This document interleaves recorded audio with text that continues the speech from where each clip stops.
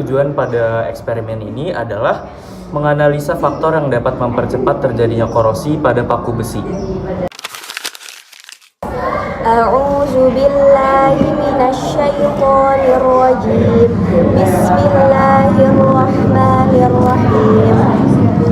Laqad arsalna rusulana bil bayyinati wa anzalna ma'ahumul kitaba wal mizana liyaquman nasu bil qist wa anzalnal hadida fihi ba'sun syadidun wa manafi'u lin-nasi waliya'lamallahu man yansuruhu wa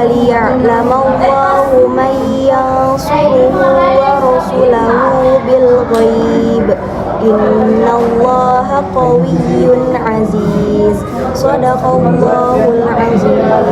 Artinya, sesungguhnya kami telah mengutus rasul-rasul kami dengan membawa bukti-bukti yang nyata dan telah kami turunkan bersama mereka Alkitab dan neraca atau keadilan, supaya manusia dapat melaksanakan keadilan, dan kami ciptakan besi yang padanya terdapat kekuatan yang hebat dan berbagai manfaat bagi manusia, supaya mereka mempergunakan besi itu dan supaya Allah mengetahui siapa yang menolong agamanya dan rasul-rasulnya. Padahal Allah tidak dilihatnya, sesungguhnya Allah Maha Kuat lagi Maha Perkasa. Hipotesis atau dasar teori korosi. Korosi adalah proses elektrokimia yang melibatkan reaksi redoks antara logam dengan lingkungannya. Biasanya oksigen atau air. Logam bersifat atau bertindak anoda, mengalami oksidasi dan melepaskan elektron. Sementara itu oksigen atau air bertindak sebagai katoda, mengalami reduksi. Ada air matang, air mentah, sendok, minyak goreng, garam, deterjen, label nama, plastik dan karet, cuka, dan paku besi. Siapkan 7 gelas air mineral, masing-masing gelas diberi label.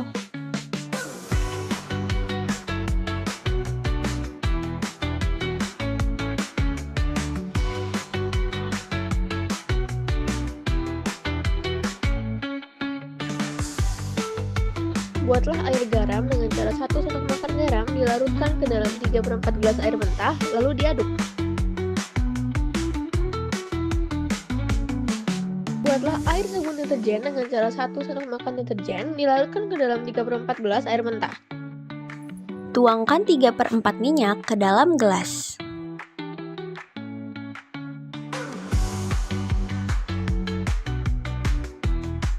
Lalu tuangkan cuka ke dalam gelas sebanyak 3/4 juga.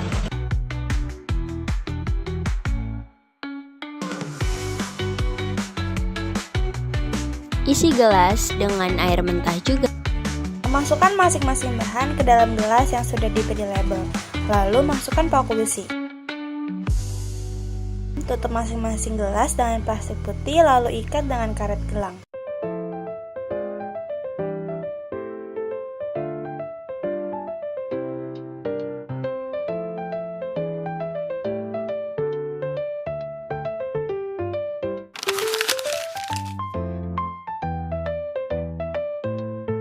Simpan selama 3 hari, lalu pada hari ketiga keluarkan paku pada masing-masing gelas. Amati dan catat pada data pengamatan.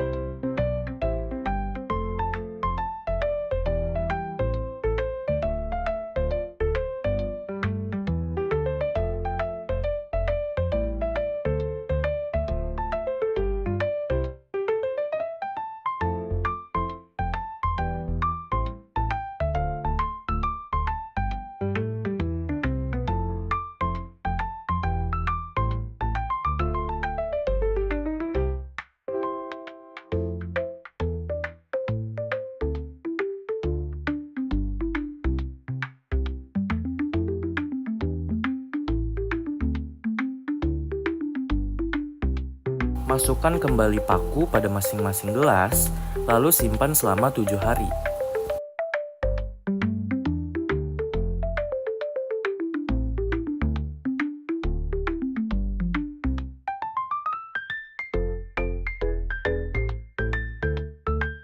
Amati paku pada masing-masing gelas pada hari ke-7, catat pada data hasil pengamatan.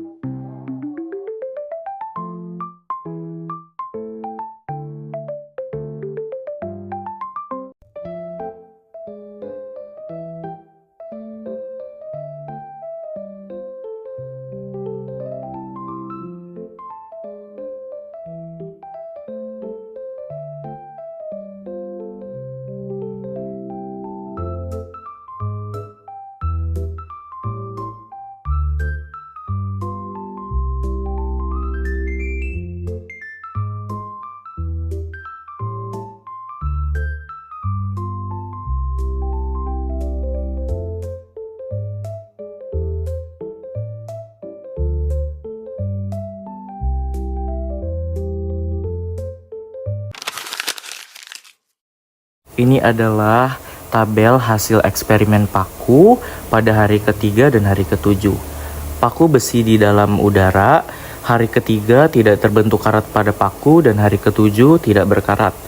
Paku besi di dalam air mentah, hari ke-3 airnya menjadi keruh berwarna kuning dan karat di sebagian paku. Pada hari ke-7 airnya keruh dan paku menjadi berkarat. Paku besi di dalam air sabun deterjen, hari ke-3 airnya jernih berwarna kuning dan karat di ujung paku.